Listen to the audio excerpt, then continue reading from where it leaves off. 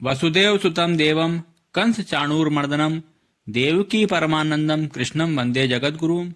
जय श्री राधे मित्रों, इस वर्ष माघ माह कृष्ण पक्ष एकादशी तिथि का प्रारंभ 17 जनवरी 2023 दिन मंगलवार शाम 6:05 से 18 जनवरी 2023 दिन बुधवार शाम 4:03 पर समापन होगा। उदया तिथि अनुसार षटतिला एकादशी का व्रत 18 जनवरी 2023 के दिन धारण किया जाएगा एवं षटतिला एकादशी व्रत का पारण 19 जनवरी 2023 की सुबह 7:14 से 9:21 के बीच किया जा सकता है। मित्रों, हर वर्ष माघ माह के कृष्ण पक्ष की एकादशी तिथि के दिन षटतिला एकादशी या पाप हारिणी एकादशी का व्रत धारण किया जाता है। मान्यता है कि इस दिन जो भी भक्त भगवान विष्णु जी का ध्यान पूजन कर व्रत धारण करता है उसके जीवन में कभी कष्ट और रोग नहीं रहते हैं, उसे सभी पापों से मुक्ति मिलती है, घर में सुख शांति का वास होता है एवं अंत समय में मोक्ष की प्राप्ति होती है। षटतिला एकादशी के दिन तिल का दान करना विशेष फलदायी माना जाता है। इस दिन तिल का 6 प्रकार से उपयोग किया जाता है। तिल स्नान, उपटन, हवन, तर्पण, तिल का भोजन और तिल का दान आदि 6 प्रकार के प्रयोग के कारण यह एकादशी षटतिला एकादशी कहलाती है। धार्मिक मान्यता यह भी है कि षटतिला एकादशी के दिन तिल का दान करने से स्वर्ग की प्राप्ति होती है।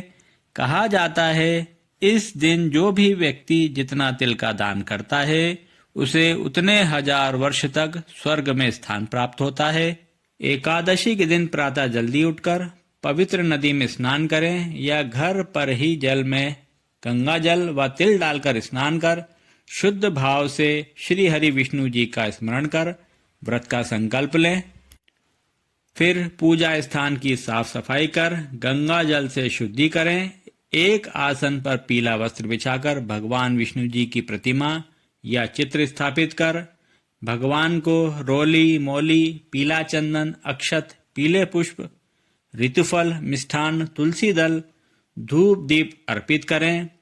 विष्णु सहस्त्र नाम, विष्णु चालीसा का पाठ व श्री हरि मंत्र ओम नमो भगवते वासुदेवाय एवं भगवान के विविध नामों का जाप एवं षटतिला एकादशी की कथा पढ़ें या सुने व अंत में भगवान की कपूर से आरती उतारकर क्षमा प्रार्थना कर पूजा का समापन करें। सुबह व शाम तुलसी माता के समक्ष घी का दीपक अवश्य लगाएं।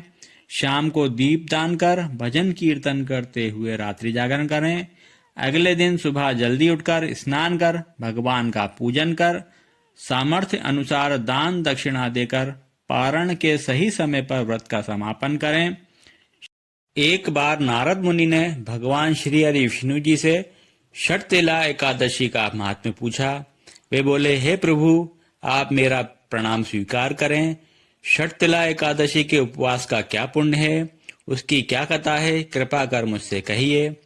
नारद जी की प्रार्थना सुन भगवान श्री हरि ने कहा, हे नारद, मैं तुम्हें प्रत्यक्ष देखा सत्य वृतांत सुनाता हूँ, ध्यान पूर्वक श्रवण करो। बहुत पहले मृत्युलोक में एक ब्राह्मणी रहती थी। वह सदा व्रत उपवास किया करती थी। एक बार वह 1 मास तक उपवास करती रही। इससे उसका शरीर बहुत ही कमजोर हो गया। वह अत्यंत बुद्धिमान थी। फिर उसने कभी भी देवताओं तथा ब्राह्मणों के निमित्त अन्न आदि का दान नहीं किया था। मैंने चिंतन किया कि इस ब्राह्मणी ने उपवास आदि से अपना शरीर तो पवित्र कर लिया है तथा इसको वैकुंठ लोक की भी प्राप्ति हो जाएगी, किंतु इसने कभी अन्न का दान नहीं किया है। अन्न के बिना जीव की तृप्ति होना कठिन है। ऐसा चिंतन कर मैं मृत्युलोक में गया और उस ब्राह्मणी से अन्न की भिक्षा मांगी। इस पर उस ब्राह्मणी ने कहा, हे योगीराज, आप यहाँ किस लिए पधारे हैं? मैंने कहा, मुझे भिक्षा चाहिए। इस पर उसने मुझे एक मिट्टी का पिंड दे दिया। मैं उस पिंड को लेकर स्वर्ग लौट आया। कुछ समय व्यतीत होने पर उस ब्राह्मणी ने शरीर त्याग कर स्वर्ग प्राप्त किया। मिट्टी के पिंड के प्रभाव से उसे उस जगह एक आम का वृक्ष सहित घर मिला, किंतु उसने उस घर को अन्य वस्तुओं से खाली पाया। वह घबराई हुई मेरे पास आई और बोली, हे प्रभु, मैंने आपके निमित्त अनेक व्रत और पूजन किए हैं, किंतु फिर भी मेरा घर वस्तुओं से रिक्त है। इसका क्या कारण है? प्रभु कृपा करके बतलाइए। मैंने कहा, तुमने अपने जीवन में मेरे निमित्त अनेक पूजन, व्रत, उपवास किए हैं, किंतु कभी भी अन्न का दान नहीं किया है। अन्न के दान किए बिना मनुष्य का कल्याण होना संभव नहीं है। मनुष्य जो और जैसा दान करता है उसे बाद में उसी तरह का फल मिलता है। धार्मिक कार्यों के बाद दान पुण्य अवश्य ही करना चाहिए। भगवान विष्णु ने कहा, ब्राह्मणी, तुमने अपने मनुष्य जीवन में कभी भी अन्न धन का दान नहीं किया है। यह सुनकर ब्राह्मणी ने भगवान विष्णु से इसका उपाय जानना चाहा। तब मैंने कहा, तुम अपने घर जाओ और जब देव स्त्रियां तुम्हें देखने आए तब तुम उनसे षटतिला एकादशी व्रत का महात्म्य और उसका विधान पूछना। जब तक वह न बताएं तब तक द्वार नहीं खोलना। प्रभु के ऐसे वचन सुन वह अपने घर गई और जब देव स्त्रियां आईं और द्वार खोलने के लिए कहने लगीं, तब उस ब्राह्मणी ने कहा, यदि आप मुझे देखने आई हैं तो पहले मुझे षटतिला एकादशी का महात्म्य सुनाएं। तब उनमें से एक देव स्त्री ने कहा, यदि तुम्हारी यही इच्छा है तो ध्यान पूर्वक श्रवण करो। मैं तुमसे एकादशी व्रत और उसका महात्म्य विधान सहित कहती हूँ। जब उस देव स्त्री ने षटतिला एकादशी का महत्व सुना दिया तब उस ब्राह्मणी ने द्वार खोला। देव स्त्रियों ने ब्राह्मणी को सब स्त्रियों से अलग पाया।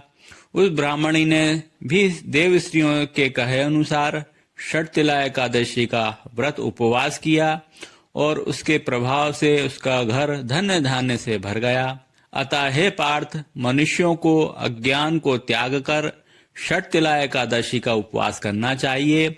इस एकादशी व्रत के करने वाले को जन्म जन्म की निरोगता प्राप्त होती है।